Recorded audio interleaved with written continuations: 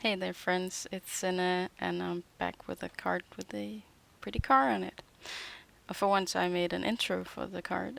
I'm gonna use this pattern paper from the pack you saw, and from this pack, Danish company, I'll be using this one, and I'll be using this Danish designer's card stamp. This card might have had to be named How Not to color a car, because I put the highlights in all the weirdest places. And still it looked nice, I don't get it. But we'll get to that later. First I'm gonna die cut my background. I chose this rusty looking cardstock. And my Create a Smile dies, which fit the European card sizes. I always cut off the excess cardstock before I die cut. It may seem weird, but I don't like the impression it gets from my cutting plates. And here's the card. It's very nice. I was looking forward to using it, but with my thesis and everything, it's hard to find the time, and this was a necessity. Going to a birthday, and I needed a masculine card. So now look at what I'm doing. I think that this is okay. Putting the highlight on the outside of the wheels only, though. Why would there be highlights on the underneath the car? That's just weird. I don't get it. I don't know what I was thinking.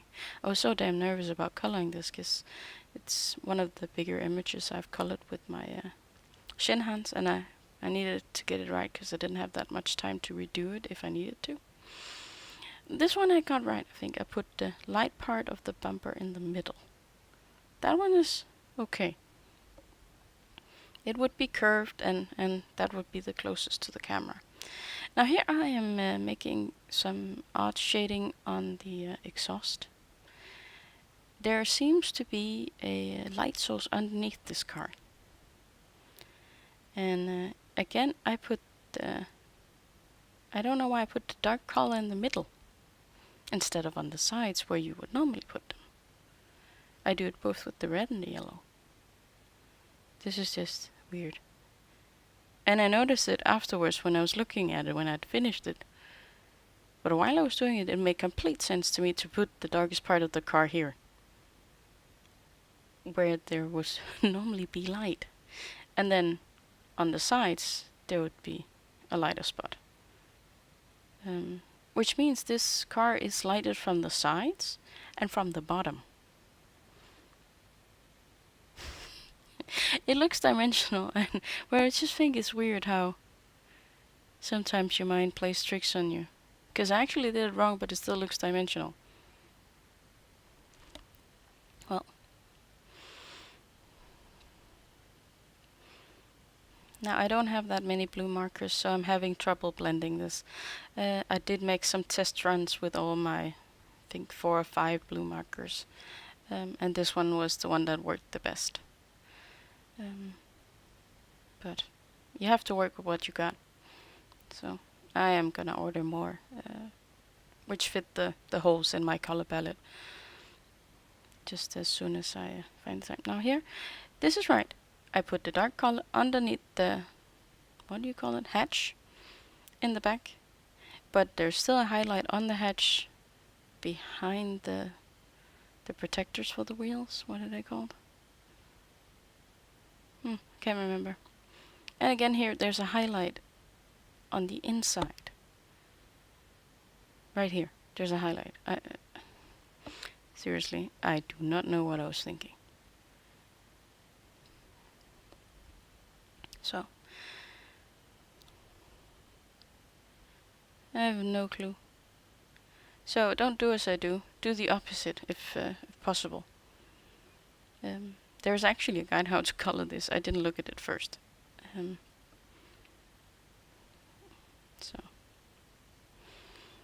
But the card turned out nice, no problems. And I'm not gonna color the window because I'm gonna cut it out with my knife. And after letting it sit for a little bit, I put on some white highlights, trying to figure out where they'd go. And again, I put a highlight underneath the car. This is really weird. But hey, it looks like a car. And the guy who got the card, he liked it a lot. Also because I put his name on the number plate. Or the year of his birth and his initials. Not his actual name. So. Should be getting to the end of this. Yes, the cutting. It was a fairly simple shape, and it was easy to cut out, all of it. That's nice, because I don't like fussy cutting. But I always do it, because I don't like the white borders. And this is a trick I use when I can't get the paper out. I look from the back side to see if there's anywhere I haven't cut completely through. That normally works. And then I got these sewing scissors so I can get into tighter spaces than with my regular scissors. They hurt a bit. They could use some better handles, but gotta work with what you got, I guess. And here I switched to the bigger one.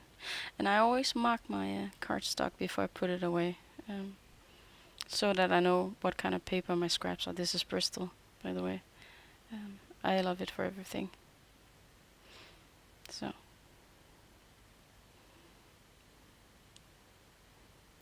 I just cut off as much of the excess. Sorry, I'm rambling. Excess cardstock as I could. It makes it easier to get around with the tiny scissors. When the car is not running away, that is. And I just have to tidy up the edges with my memento marker. I prefer this. It really gives a clean look. It's very nice. Nice trick. I don't know who made it up, but it's good. Everyone is doing it, so to speak.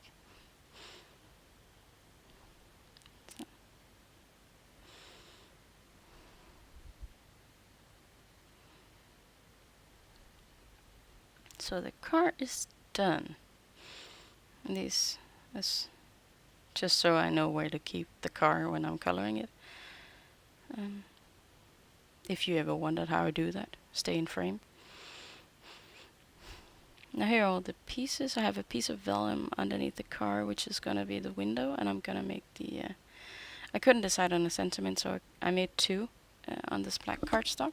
It's from a Danish set from Hobbyboden called Brush/Happy Greetings. Has some generic but very good sentiments for all kinds of cards.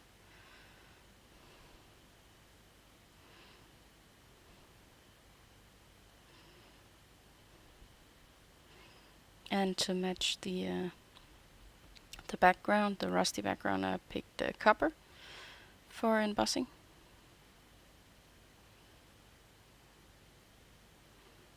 I don't know, there's just something about copper. It's really nice.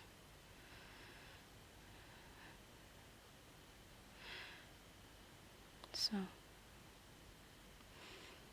if you ever in doubt about what I'm using for my cards, I always list it in the description. It's important to me. I also list them on screen so that if I forget to say it right, or if you don't know how to spell it, you can still find it. So I just rub off the talcum I use for anti stick with the embossing powder, and then I mount the vellum for my car window. And then we need to cut out the sentiments. My trusty trimmer. It's hard to get in frame with this one. It's very long. I would prefer a smaller one, but I haven't found the money for it yet. Seem to be buying all matters of other things whenever I shop. Because this one works, why change it? But it's not good for camera use. I have gotten the smaller Misty for exactly that reason, because it doesn't give me much space to move around when I use the big one. So maybe someday. Also contemplating getting I have a Big Shot Plus machine, so it's very big too. But it means I can use just about any die out there. So, but again, I would prefer a smaller one for doing smaller things. I just haven't figured out which one to use yet. I was thinking of getting the alter new one with the flowers on it, because it seems to have the most width of all the small ones. I'm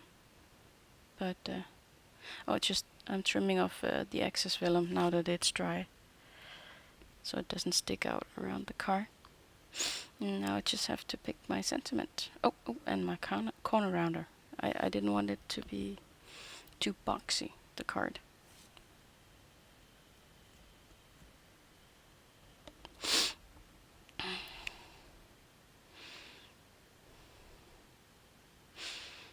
And the sentiment says, live your life. Oh, here it is. I'm writing the number plate. Yeah. Old-fashioned number plate, that is, which is black and white. Black background, white letters. And numbers.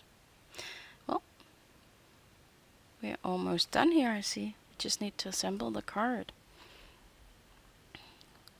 And I've added quite a bit of dimension to my card. I like to do that. Especially when I don't do anything really elaborate.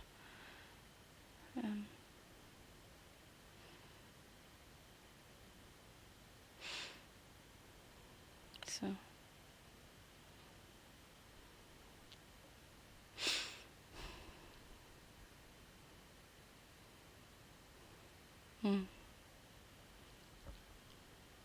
even though I colored this car wrong, I still like it.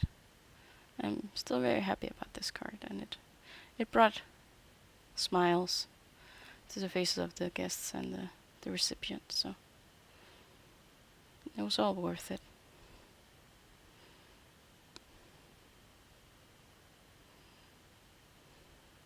Just a few details here with some enamel accent. Black tie is the color.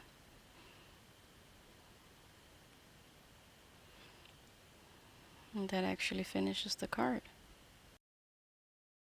I hope you'll return for my next video, and until then, happy crafting.